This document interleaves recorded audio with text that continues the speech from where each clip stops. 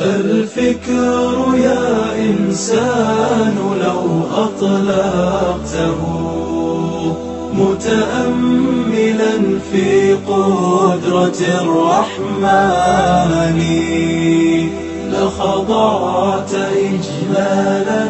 وتسبيحا له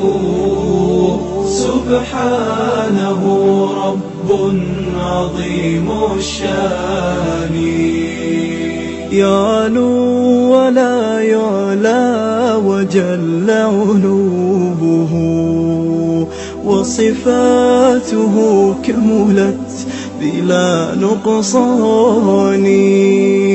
سلطانه باق ويبقى ملكه هذا ويفنى كل ذي سلطان